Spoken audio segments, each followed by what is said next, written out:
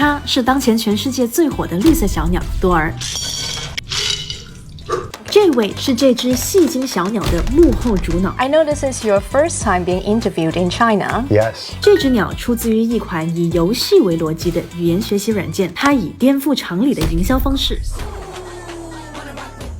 加催命式劝学，让全球超过1000万人连续打卡学习超过1年。If you play too safe, people don't pay attention to you. 今年2月，多邻国突然宣布多儿死了，一众网民连日打卡，把多儿给抢救回来，让这只小鸟火遍全球。You basically have 5 seconds to try to catch people's attention. How was his unhinged personality is formed step by step? 这次我回到 marketer 的身份，找到多邻国的首席营销官，去揭秘这只疯批小绿鸟。Hi, Manu. Oh, hi. How are you?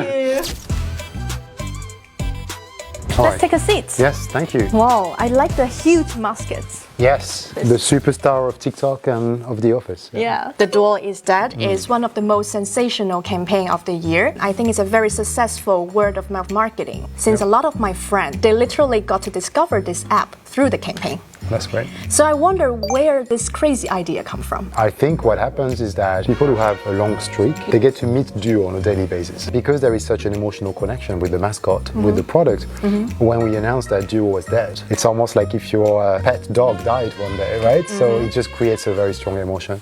患走的第一天，想他。 You know, what we try to do with our marketing in general is to try to get people to talk about us. Our brand building is very much built around word of mouth and creating virality for the brand. So we always try to find ideas that are provoking and we want people to ultimately do their lesson. It's a very eye-catching campaign. And how was his unhinged personality is formed step by step? Did you take any reference from the users' reactions? Or? Yeah, the unhinged personality was not a strategy. We figured out that this was working because first, you know that we send a lot of notifications. Some of those notifications, if you haven't done your lesson after a few days, will start to feel a little unhinged, right? And what we realized is that our community was talking a lot about this. And as opposed to trying to protect ourselves from those conversations, like many brands would see this as a negative aspect. Right, very risky. We actually did the opposite. Because I saw your talk on one of the DoorCon, the conference, that you mentioned a fried chicken wing is an inspiration. After all, without you, we would never have thought about cooking, Duo.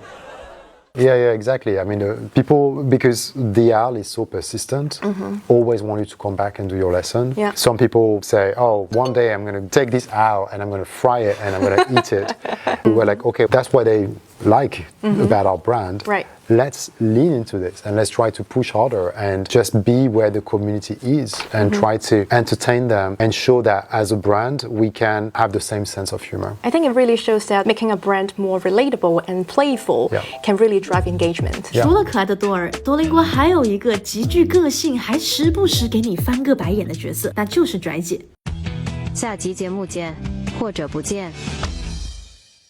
I would say she is a very indifferent and interesting character to me because it's very rare to see a brand that have a character that's so sarcastic and a little bit aloof, which is so different to Dua. How do you think this unique character helps with the brand marketing? Lily, teenage girl with purple hair, very popular character, very relatable for younger users. They say she's like a Gen Z character. She's a Gen Z, she's moody, she's Indifferent. Yeah, and I think a lot of people have been identifying themselves with Lily or see Lily as someone like that they know because of that personality trait for a very specific type of audience. Yeah. You know, the way I was talking about fandoms, I think this is similar in that you have different characters in our app with different personalities, and I think all of them represent a part of our audience, make people feel like they can relate to Duolingo through the characters that we have in there. And for that reason, it just opens up an audience and creates more of a personal connection with the product itself. So basically, different character attracts a different kind of people. Exactly. How you combine Lily with the fandom? Do you have any examples of that? Yeah, so for example, in China, you know, there's this big K-pop fandom happening right now. It's that pretty girl Jenny, we're so happy she's right here in LA. Don't post, take it to the course. Obviously, Jennie being a superstar when it comes to K-pop. So there's always a message underlying that is about the product, and in that case, it's about learning Korean to be able to live your passion. You're so good at leveraging of culture, how to link culture to your passion, and then encourage people to learn that language. Exactly. Culture influences a lot what people learn on Duolingo. 还有另外一件更加荒唐的事儿，在堪称美国春晚的体育赛事 Super Bowl 中，多邻国花了70万美金买了5秒的广告，只为了让多儿放个屁。为什么他们做了一个这么无厘头的广告？万一翻车了，那怎么办？ And I read from your LinkedIn post, you mentioned that you have the 70% grind and 30% expand a methodology for the team. But for the big campaign, high budget campaign like the Super Bowl, it seems like you went for the riskier 30% expand routes. Were you ever worried about the results before it officially launched? Yes and no. In some ways, the Super Bowl was an experiment. Right. But it was a very controlled environment for an experiment because the Super Bowl, most brands at that time would spend about $7 million to buy the media for a Super Bowl ad, like the one we did, right? So, Like for how long? for 30 seconds. Okay. And on top of that, they would spend a few millions on production because most brands, when they do a Super Bowl ad, they want it to look absolutely incredible and be high production value. So it's a large budget. For us, because it was our first one, we can't afford 30 seconds. We're only spending 700,000. On 5 seconds. Yes, we can only afford 5 seconds. How can we make those 5 seconds as memorable as possible? So it was very much a creative task, right? You basically have 5 seconds to try to catch people's attention. It was an experiment because we'd never done this before, but it was controlled in that we only spent a relatively small amount of money compared to other brands. And we developed the creative internally as well. Really, the point was to try to get people talking about our ad, and it definitely did that. That's a very bold move. 对比起其他品牌，多邻国用小成本撬动了大流量，在那30%的冒险性尝试里面，甚至还有一些是花0元办大事的。I mean, the one that comes to mind that I really liked was last year, the team went to Charlie XCX concert. She's a very famous singer from the UK, and she was doing a tour, and the first day of the tour, the team showed up there.